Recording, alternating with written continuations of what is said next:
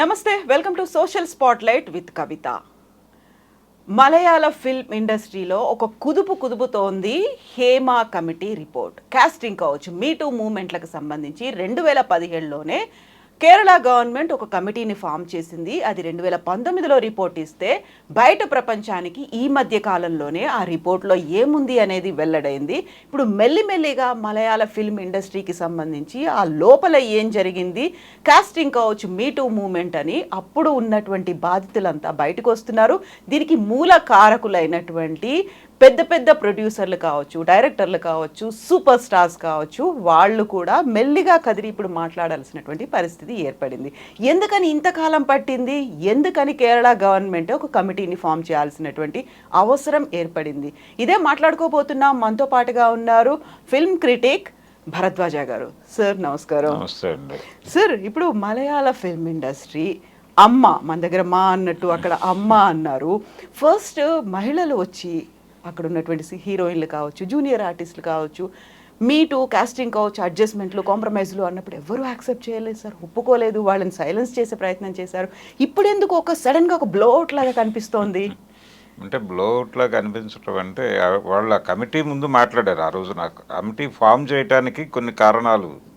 ఆ టైంలో ఒక ఆర్టిస్ట్ని కారులో తీసుకెళ్ళి లైంగిక వేధింపులకు గురి చేసినటువంటి సందర్భం అది బయటకు వచ్చి గొడవ అయింది. ఆ సందర్భంగా గవర్నమెంట్ ఈ కమిటీ వేస్తానని చెప్పింది. అలా జస్టిస్ హేమా కమిటీ ఫామ్ అయింది. దాంట్లో మన శారద గారు కూడా ఉన్నారు, తెలుగు ఆర్టిస్టు శారద గారు కూడా మెంబర్. ఊర్వశి శారద అంటే ఆవిడకి మలయాళ చిత్రరంగం నుంచి చాలా గుర్తింపు లభించింది. ఆవిడకి 2 సార్లు ఊర్వశి అక్కడి నుంచే వచ్చింది. అందుకని ఆవిడకి మలయాళ చిత్ర పరిశ్రమలో చాలా గౌరవం ఉంది. అలా ఆవిడ కూడా అందులో మెంబరు. ఆవిడ కూడా తన ఎక్స్పీరియన్సెస్ చెప్పారు ఆ కమిటీకి, తన ప్రయాణంలో ఇలాంటివి ఎలా ఉన్నాయని. అంటే తను ఇండస్ట్రీలో అడుగు పెట్టినప్పుడు, లేకుంటే తను హీరోయిన్గా పనిచేస్తున్నప్పుడు అదే ఉంది. అంటే చాలా ఇండస్ట్రీలో, సినిమా పరిశ్రమలో ఇది పెద్ద ఇష్యూ అని ఎవరు అనుకోవడం లేదు. అందుకనే వీళ్ళందరూ పెద్దగా పట్టించుకోవడం లేదు. ఏమిటిది, ఇది మామూలు విషయమే కదా.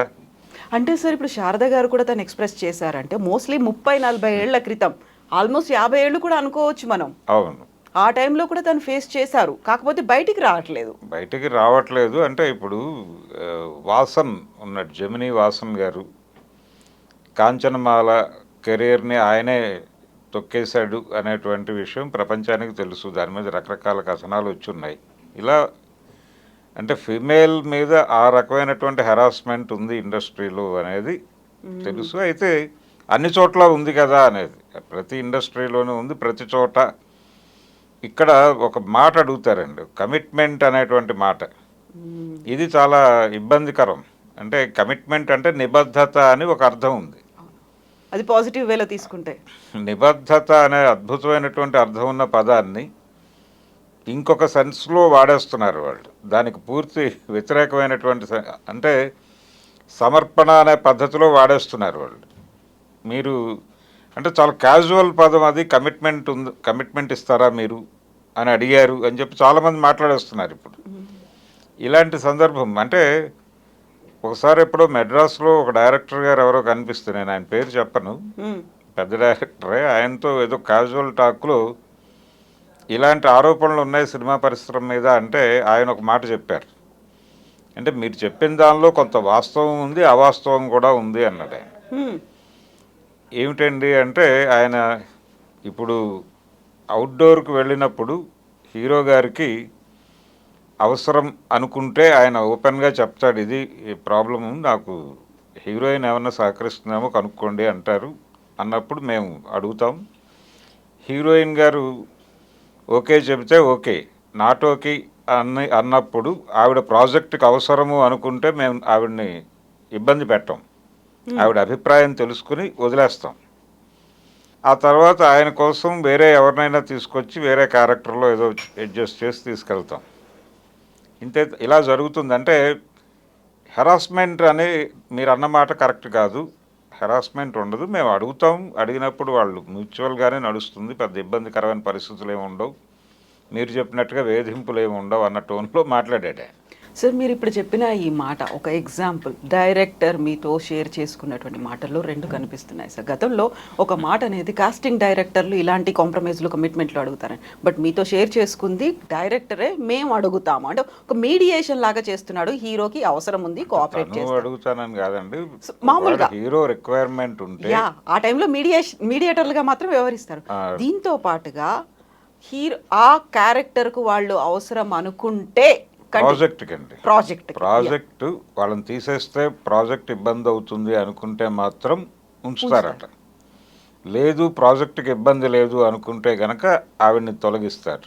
అది అప్పటికప్పుడు డెసిషన్ తీసుకుంటారు. పెట్టుకున్నప్పుడు అవసరం ఉంటుంది, పెట్టుకునేటప్పుడు మామూలుగా పెట్టుకుంటారు. ఒకవేళ ఆవిడ ఒప్పుకుంటే ఓకే. అంటే ఇది సడన్గా సంభవించే పరిణామాలు, రాత్రికి రాత్రి మారిపోతాయి. అంటే హీరో గారు కానీ డైరెక్టర్ కానీ వాళ్ళ రిక్వైర్మెంట్ అడిగినప్పుడు వాళ్ళు ఓకే చెప్తే ఓకే, లేదంటే కనుక తీసేస్తారు.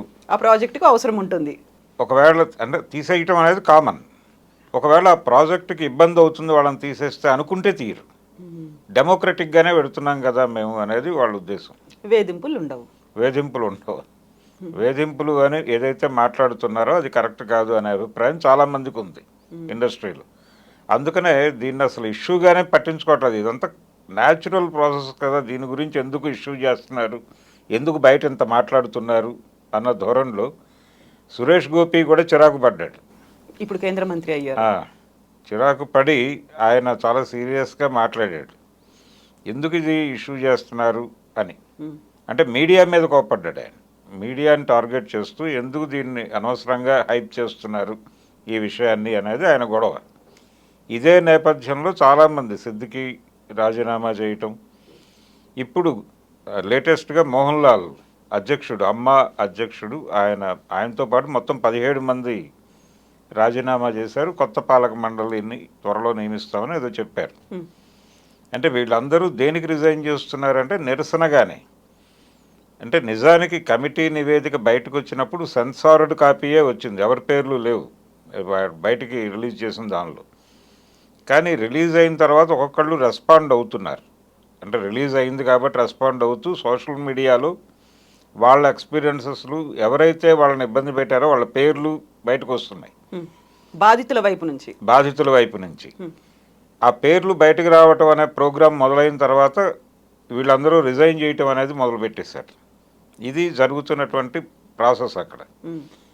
ఇక్కడైతే అసలు పెద్ద ఆర్టిస్టులు ఎవరూ స్పందించలేదు. ఆ రోజున 2018లో ఇక్కడ జరిగింది.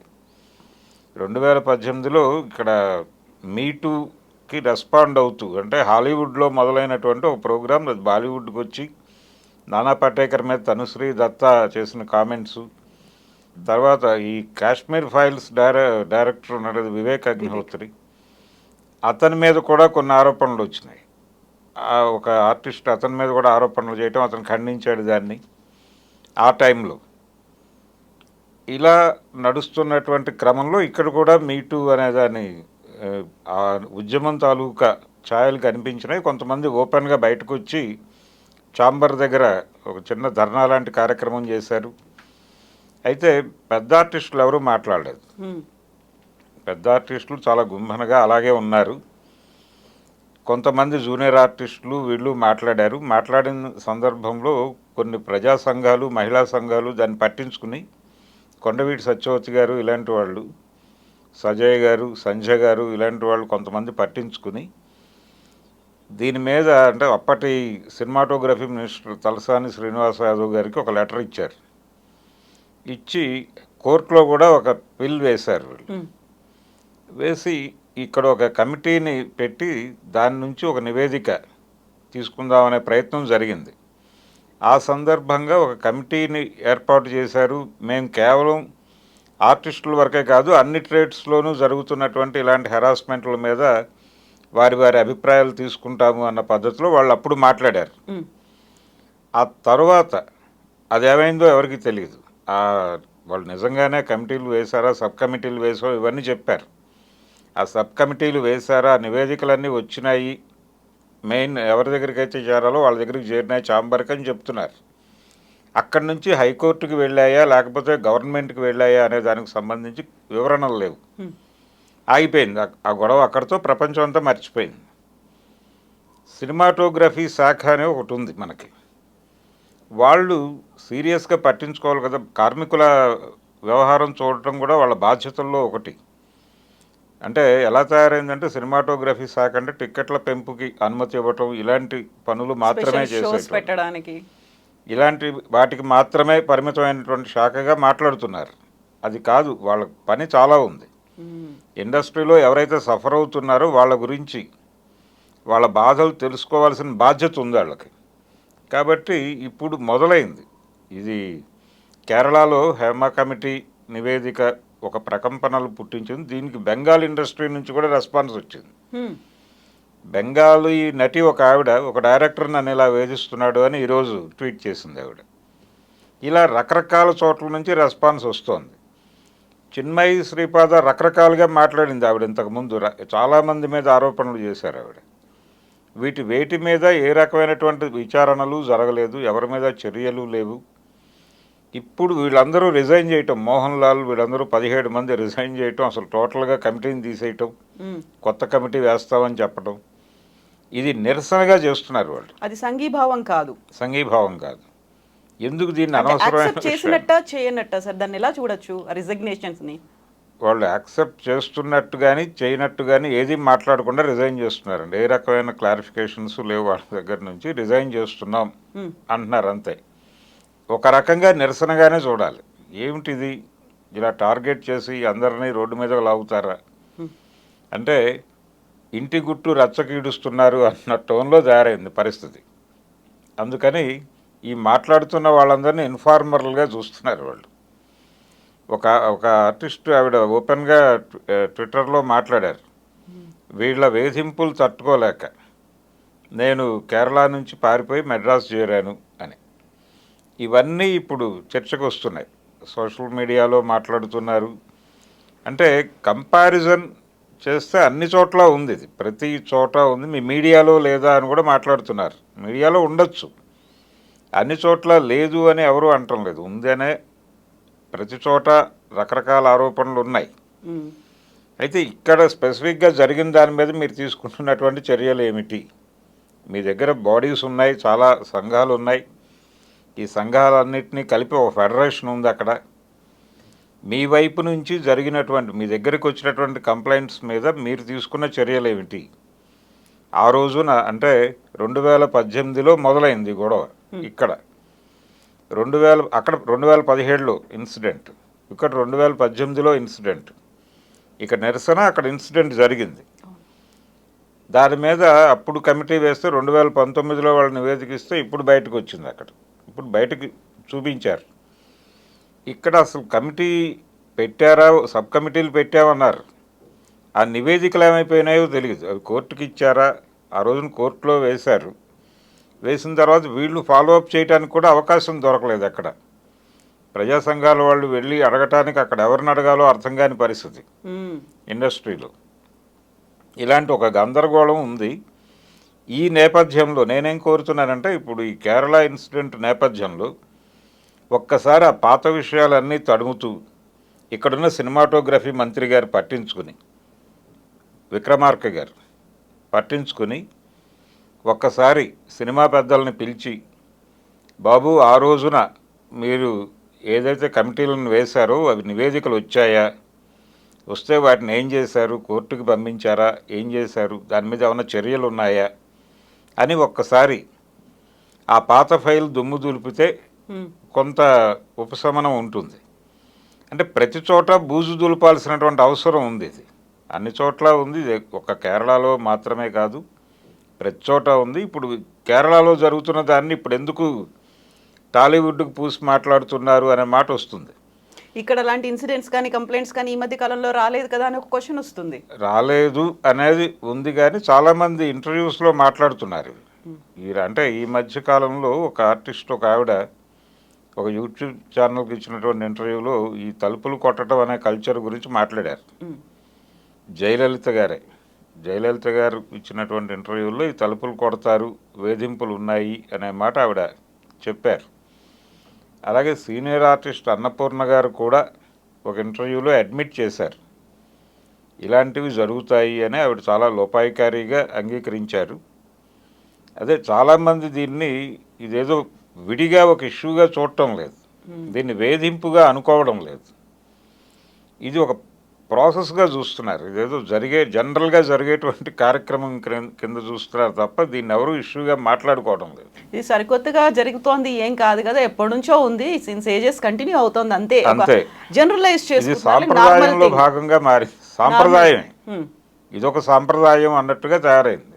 ఇందులో తప్పే ఉంది, ఇది ప్రకృతి ధర్మము అన్న లెవెల్లో కూడా మాట్లాడే ప్రమాదం కనిపిస్తుంది ఇప్పుడు ఎవరైనా గట్టిగా మాట్లాడితే.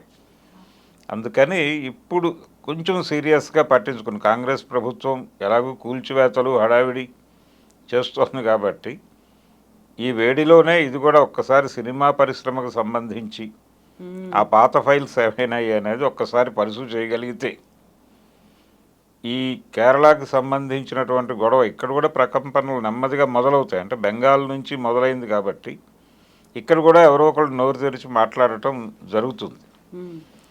ఆ రోజుల్లో ప్రజా సంఘాలు మాత్రం సీరియస్గా పట్టించుకున్నాయి. ఇప్పుడు మళ్ళీ తిరిగి వాళ్ళందరూ ఒక్కసారి వాళ్ళు కూడా యాక్టివేట్ అయ్యి ఇప్పుడు ఈ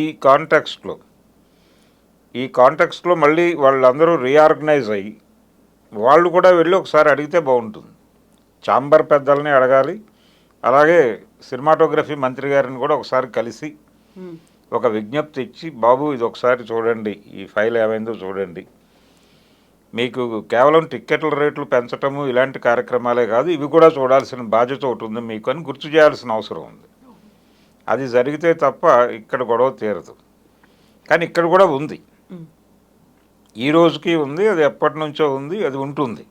కంటిన్యూ అవ్వకుండా ఉంటే ఏం చేయాలి అంటే దానికి ఏం చేయాలి అనే దాని మీద మంచు లక్ష్మి గారు ఒక మాట అన్నారు ఈ మధ్య. అంటే నేను పూర్తిగా స్టడీ చేయలేదు ఈ కేరళకు సంబంధించిన వ్యవహారం అని చెబుతూనే నో చెబితే అయిపోతుంది కదా అన్నారు ఆవిడ. జస్ట్ సే నో అన్నారు ఆవిడ. మీరు నో చెప్పే పరిస్థితి లేకపోతే ఏమిటి పరిస్థితి అనేది ప్రశ్న. అందరూ నో చెప్పగలరా అంటే ఒక కార్నర్ చేసిన తర్వాత నో చెప్పే పరిస్థితి ఉంటుందా? ఆ కల్చరు, దానికి సంబంధించినటువంటి ఇతర విషయాలు అవన్నీ అంటే ఒక రకమైనటువంటి భూస్వామ్య వ్యవస్థలాగా ఒక కార్మికుడిని దోచుకోవటమే నా పని అని పెట్టుబడిదారుడు ఎలాగైతే అనుకుంటాడో అలాగే మహిళలను వేధించడం సహజంగా జరిగేటువంటి ప్రక్రియ అని అనుకుంటే పురుషుడు, ఆ పరిస్థితి పరిశ్రమలో ఉంది అనుకుంటే దాన్ని యాక్సెప్ట్ చేయగలరా ఎవరైనా ఓపెన్ డిబేట్లో?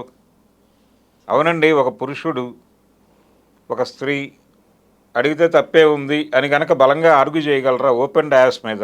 చేసే పరిస్థితి ఉందా?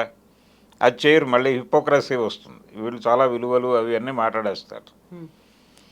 కానీ ఈ విషయం దగ్గరికి వచ్చేసరికి మళ్ళీ చాలా గుంబనగా లోపల మాట్లాడుకోవాలి. అదేదో చిరంజీవి గారు ఆ మధ్య ఎక్కడో మా మీటింగ్లోనే అన్నారు, మంచి మైక్లో మాట్లాడండి, చెడు చెవిలో మాట్లాడండి అని. అలాంటి సిద్ధాంతాలు చెప్పేస్తారు. అందుకని టాలీవుడ్లో కూడా ఉంది ఇది, బాలీవుడ్లో ఉంది. ఆవిడ తనుశ్రీ దత్తా గారు ఆ రోజుల్లో ఒక ప్రకంపన పుట్టించారు. ఆవిడ మీద కూడా రకరకాల విమర్శలు వచ్చినాయి. ఆవిడ తన ఇమేజ్ పెంచుకోవడానికి ఎవరినో కార్నర్ చేయడానికి నానా పాటేకర్ని ఆవిడ టార్గెట్ చేశారు అని ఆవిడ మీద విమర్శలు వచ్చినాయి. ఆవిడ కూడా ఇక్కడ యాక్ట్ చేసి వెళ్ళారు తెలుగులో. ఇలా ఈ హీరోయిన్స్ విషయంలో ఘర్షణలు పడ్డ హీరోల కథలు కూడా సర్క్యులేషన్లోకి వచ్చినాయి ఇక్కడే టాలీవుడ్లోనే. ఇలా అనేక కథలు రకరకాల ప్రచారాలు ఉన్న సందర్భం ఉంది. కొన్నిట్లో కొన్ని వాస్తవాలు ఉండొచ్చు, కొన్ని అవాస్తవాలు కూడా కలగలిసి ఉంటాయి. దానిలో రూమర్గా బయటకు వచ్చినప్పుడు వీటిని నిజాలేమిటి దీనిలో అనేది నిగ్గు తేల్చి వాళ్ళతో మాట్లాడాల్సిన అవసరం ఉంది. దీనికి ఒక కమిటీ వేయాలి. ప్రతి ఒక్కరూ వారి ప్రాబ్లంని వెళ్ళి అక్కడ చెప్పుకోగలిగినటువంటి పరిస్థితి ఉండాలి, ఒక విండో ఉండాలి.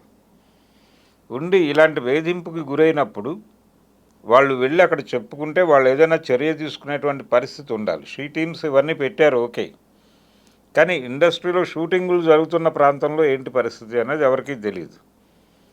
ఏం జరుగుతోంది ఇప్పుడు ఎవరి కంపార్ట్మెంట్ వాళ్ళది అయిపోయింది, ఎవరి కార్వాన్ వాళ్ళది అయిపోయింది. ఆ కార్వాన్లోకి ఎవరికి ఎంట్రీ ఉండదు, లోపల ఏం జరుగుతుందో ప్రపంచానికి తెలియదు.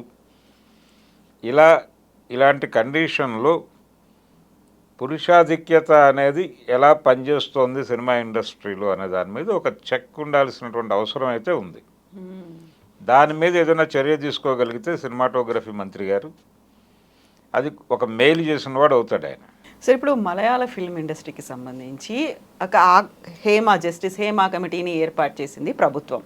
ఇప్పుడు ప్రభుత్వానికి నివేదిక అందించిన తర్వాత అమ్మ కదులుతోంది, రాజీనామాలు చేస్తున్నారు, ఇవన్నీ అవుతున్నారు. అసలు అక్కడ తప్పు జరిగింది అని యాక్సెప్ట్ చేశారా అంటే లేదు. రిపోర్ట్ మాత్రం బయటకు వచ్చింది. బాధితులేమో మాట్లాడుతున్నారు. ఆ తర్వాత ఎవరైతే దీనికి చేశారో వాళ్ళు రాజీనామాలు చేసి వెళ్ళిపోతున్నారా, అసలు యాక్సెప్ట్ చేస్తున్నారా లేదు, ఇంతకాలం సైలెంట్గా ఉన్నారు, ఇప్పుడు మాత్రం వేరే చోట జరగట్లేవా అని చెప్తున్నారు. అసలు ఒరిజినల్గా న్యాయం అనేది జరుగుతుందా సార్ అక్కడ? లేదండి, లేదు. అంటే న్యాయం ఏం జరగదు, ఒక సెటిల్మెంట్ జరుగుతుంది. ఇప్పుడు మేము సినిమాలు మానేస్తాం అనే దాకా వెళ్ళిపోతారేమో వీళ్ళ నిరసన రూపం అన్నట్టు కనిపిస్తుంది అక్కడ. మేము సినిమాలు చేయటం మానేస్తాం, ఇండస్ట్రీ ఏమైపోతుందో చూసుకోండి అని ఈ రిజైన్ చేసినటువంటి ప్రముఖులందరూ అంటే అప్పుడు వెళ్ళి మేము ఏదో పద్ధతిలో సెటిల్ చేస్తాం, మీరు కోపం తెచ్చుకోకండి అని మాట్లాడతారు. ఇది కూడా అహంభావపూరిత ధోరణి. అంటే మేము శాసిస్తున్నాం పరిశ్రమని అనే ధోరణి. ఇక్కడ కూడా ఆ పరిస్థితి వస్తే అదే మాట్లాడతారు. మన హీరోలు కూడా అదే మాట్లాడతారు నిర్మోహమాటంగా. ఇప్పుడు పరిశ్రమలో పెద్దలు లేకుంటే పరిశ్రమ శాసించే వాళ్లే కాదు, ప్రభుత్వంలో కూడా కీలకంగా ఉన్న వాళ్ళు కూడా సపోర్ట్ చేస్తున్నారు అనే వాదన జస్టిస్ హేమా కమిటీ రిపోర్ట్ దగ్గర నుంచి వచ్చింది. వాళ్ళు చాలా కీలకంగా ఉన్నారు. ఈ వేధింపులు రకరకాలుగా ఉంటాయండి, రకరకాల వేధింపులు ఉంటాయి. సీనియర్ ఆర్టిస్ట్ జమున గారు, ఆవిడ మీద ఒక 3 సంవత్సరాలు ఇద్దరు అగ్రనటులు బ్యాన్ పెట్టారు. బ్యాన్ పెట్టి అంటే ఆవిడ మీద ఎలిగేషన్ ఏంటంటే బయటికి మాట్లాడిన ఎలిగేషను, ఆవిడ పెద్ద హీరోలకి గౌరవం ఇవ్వరు, కాలు మీద కాలేసుకుని కూర్చుంటారు, పొగరెక్కువ, కాలు మీద కాలేసుకుని కూర్చుంటారు, లేచి నిలబడరు, ఏ గౌరవం ఇవ్వరు, ఇలాంటి ధోరణి ఉంది ఆవిడకి అనేది కంప్లైంట్. ఇది ఈ కంప్లైంట్ రైజ్ చేసింది అక్కినేని నాగేశ్వరరావు గారు. అయితే కేవలం ఈ కంప్లైంట్ల వల్లనే బ్యాన్ చేశారా అంటే దాని వెనకాల రకరకాల కథలు ప్రచారంలో ఉన్నాయి ఇండస్ట్రీలో, వాళ్ళిద్దరి మధ్య ఏం జరిగింది అనే దానికి సంబంధించి. అయితే బయటకు వచ్చిన రీజన్ వాళ్ళు చెప్పుకున్న రీజన్ అయితే ఇదే. ఆయన వెళ్ళి రామారావు గారిని కన్విన్స్ చేసి ఈ పరిస్థితిలో ఉన్నటువంటి హీరోయిన్తో మనం ఎలా సినిమాలు చేస్తామని చెప్పి ఆయనతో కూడా బ్యాన్ పెట్టించాడు. గుండమ్మ కథ టైంలో దాన్ని మళ్ళీ లిఫ్ట్ చేశారు వాళ్ళ ప్రమేయంతో. చక్రపాణి గారు, కేవీ రెడ్డి గారు కల్పించుకుని ఇలా చేయటం ఏమిటి అని చెప్పి మళ్ళీ ఆ సినిమాలో నాగేశ్వరరావుని జమునని వీళ్ళిద్దరిని పేరు చేసి ఆ తర్వాత గులేబక్క వాళ్ళ కథ వీటిలో రామారావు గారి పక్కన చేశారు ఆవిడ. అంటే అప్పుడు కూడా ఆయన అడిగాడట, నేను మా సినిమాలో తీసుకోవచ్చా అని రామారావు గారు అడిగితే, అసలు బ్యాన్ పెట్టడం ఏమిటి, అసలు ఏమనుకుంటున్నారు మీరు అని వాళ్ళు మళ్ళీ కోప్పడిన తర్వాత ఆయన గులేబక్క వాళ్ళ కథలో తీసుకున్నారు. అదే ముందు రిలీజ్ అయింది గుండమ్మ కథ కంటే కూడా. ఈ పరిస్థితి ఫిమేల్ ఆర్టిస్టులు ఎదుర్కొంటూనే ఉన్నారు తరతరాలుగా. కాకపోతే అందరూ వాయిస్ రైజ్ చేయలేదు. అది కేవలం లైంగిక వేధింపుగానే ఉండకపోవచ్చు, ఏ రకమైనటువంటి వేధింపు అయినా అది కూడా పురుషాధిక్యతే. ఎందుకు రెస్పాండ్ అవ్వలేదంటే హీరో వచ్చినప్పుడు ఎందుకు లేచి నిలబడాలి, ఇద్దరూ ఆర్టిస్టులే కదా, మామూలుగా హలో అంటే హలో అనుకుంటారు, అంతవరకే. గౌరవాలు ఇచ్చిపుచ్చుకోవటం అనేది ఎందుకు ఇష్యూగా మారుస్తున్నారు అనేది, ఇలా రకరకాలుగా ఉంటాయి వేధింపులు. ఈ వేధింపులకు గురైన వాళ్ళు అంటే రేలంగి గారు అన్నారట అప్పట్లో జమున గారితో, తంతే బూరెల బుట్టలో పట్టం అంటే ఇదే, నువ్వు హాయిగా హిందీ సినిమాలు అవి చేసుకో, ఇది కాకపోతే ఏంటి అక్కడ ఉంది కదా, నీకు లైఫ్ ఉంది, నువ్వేం టెన్షన్ పడద్దు అని. అలా ఆవిడికి అవకాశం దొరికింది. కానీ దొరకని వాళ్ళు, దెబ్బతిని తర్వాత ఇండస్ట్రీలోంచి వెళ్ళిపోవాల్సిన పరిస్థితి వచ్చిన వాళ్ళు చాలామంది ఉంటారు, బయటకు చెప్పుకోలేని పరిస్థితి.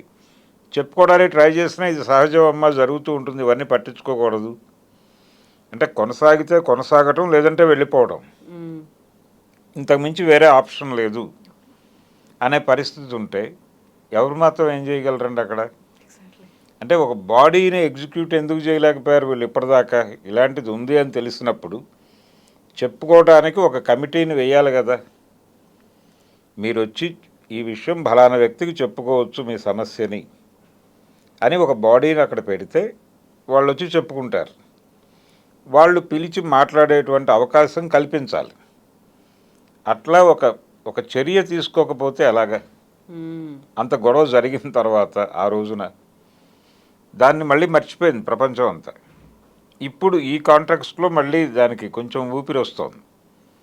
అందుకని దానికి పూర్తి ఊపిరి పోసి, ఇప్పుడు ఇష్యూ లేదు కాబట్టి దాని గురించి ఎందుకు మాట్లాడటం అంటారు. ఇప్పుడు అది కాదు, అక్కడ ఇష్యూ రైజ్ అయింది, వాళ్ళందరూ మనకు తెలిసిన ఆర్టిస్టులే.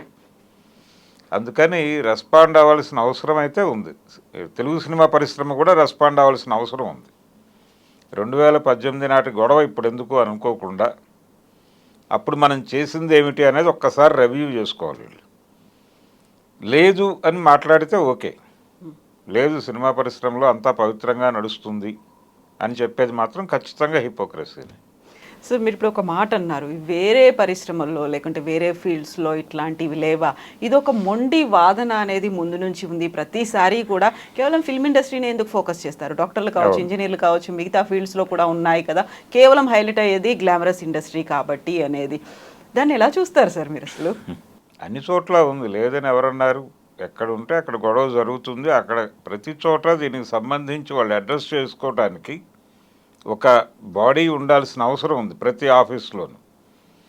కానీ దాన్ని కూడా కంట్రోల్ చేస్తారు వాళ్ళు, దాన్ని కూడా కంట్రోల్ చేస్తారు. టోటల్ ప్రపంచవ్యాప్తంగా ఉందండి ఇది, ఒక చోట అని కాదు.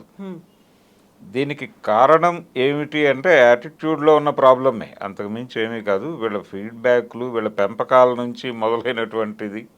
అంటే తల్లులు కూడా మగపిల్లల్ని సైకిల్ తొక్కడం నేర్పించేటప్పుడు ఆఫ్టర్ ఆల్ ఆడపిల్ల తొక్కుతోంది, నువ్వు తొక్కలేవేమిటి అనేస్తారు. అలాగే ఆఫ్టర్ ఆల్ ఒక అమ్మాయి ఫస్ట్ ర్యాంక్ వచ్చింది, నీకెందుకు రావడం లేదు అనేస్తారు గబుక్కుని, తెలియకుండానే, అన్కాన్షియస్గా. అది ఆ పిల్లవాడి బ్రెయిన్లో పడిపోయి వాడు ఆఫ్టర్ ఆల్ గర్ల్ అనే అనుకుంటాడు. ఇదే పెరుగుతుంది, ఆఫ్టర్ ఆల్ ఉమెన్ అనే పరిస్థితికి వెళ్తాడు వాడు పెరిగిన తర్వాత.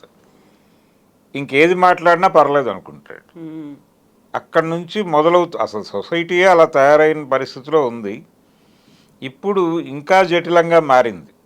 ఆడపిల్లల మీద దాడులు పెరుగుతున్న మాట వాస్తవం. ఇండస్ట్రియల్ ఏరియాలోనూ జరుగుతోంది, ఐటీ కంపెనీల్లోనూ జరుగుతోంది, చాలా చోట్ల జరుగుతోంది. ఈ దాడులు జరగటానికి పెంపకంలో వచ్చినటువంటిది దాంతో పాటు మగపిల్లలు చాలా ట్రెడిషనల్గా మారుతున్నారు. విచిత్రమైనటువంటి కండిషన్లో ఉన్నారు ఈ జనరేషన్ పిల్లలు. ఈ జనరేషన్ పిల్లల్లో చాలామంది పిల్లలు చాలా అటువైపు టర్న్ అయిపోతున్నారు. సాంప్రదాయంగా అసలు ఆడపిల్ల ఎలా ఉండాలి, అలా ఉండటం లేదేమిటి అని వీళ్ళు అలా రూల్ చేసేటువంటి ప్రయత్నం చేస్తున్నారు. ఇది చాలా ప్రమాదకరంగా తయారైంది. విచిత్రం. ఆడపిల్లలు చాలా ప్రోగ్రెసివ్గా వెళ్తున్నారు, మగపిల్లలు బ్యాక్ రన్నింగ్లో ఉన్నారు. ఇది ఒక విచిత్రమైనటువంటి కండిషన్లో సొసైటీ ఉంది. ఈ నేపథ్యంలో దాడులు జరుగుతున్నాయి. Yes sir. ఇప్పుడు ఒక మాట సార్, జస్టిస్ హేమా కమిటీ రిపోర్ట్లో బాధితులు ఒక్కొక్కరు వచ్చి మాట్లాడుతున్నప్పుడు ఒక బాధితురాలు చెప్పిన మాట, వేరే ఫీల్డ్స్లో లేవా అంటున్నారు, వేరే ఫీల్డ్స్లో డాక్టర్ కానీ, ఇంజనీర్ కానీ, ఒక డ్రైవర్ కానీ, కండక్టర్ కానీ వాళ్ళ ఫ్యామిలీ మెంబర్స్ని తీసుకురారు. ఇక్కడ మేము ఆ ఫ్యామిలీ మెంబర్స్, మాతో ఒక అమ్మ వస్తుంది, నాన్న వస్తున్నాడు, ఇంకొక ఫ్యామిలీ మెంబర్ బ్రదరో ఎవరో వస్తున్నారు అంటేనే మీరు అర్థం చేసుకోండి మా మీద ఎలాంటి వేధింపులు ఉన్నాయో అనే మాట తను చెప్పారు. అక్కడ రిపోర్ట్లో ఉంది అంటే ఇప్పుడు ఆ తల్లుల్ని కూడా కన్విన్స్ చేసి చేస్తున్నటువంటి సంఘటనలు అనేకం ఉన్నాయండి. అది ఆల్రెడీ కృష్ణవంశీ గారు ఓ సినిమాలో ఒక్క ఛాన్స్ ప్లీజ్, ఆ ఒక్క ఛాన్స్ అనేటువంటి సినిమాలో ఆ సన్నివేశాన్ని కూడా ఆయన తెర మీద ఆవిష్కరించాడు. ఈ ఒక్క ఛాన్స్ కోసం అంటే వాళ్ళ ఫ్యామిలీ కూడా, అంటే ఇక్కడ రకరకాల గందరగోళాలు ఉంటాయండి. వాళ్ళు ఫైనాన్షియల్ ప్రాబ్లమ్స్ ఉంటాయి, ఏదో విధంగా నిలబడాలి. వీటిని ఆధారం చేసుకునే ఎవరైనా చేసేది, ఎక్స్ప్లోర్ చేసేది. అంటే అవతల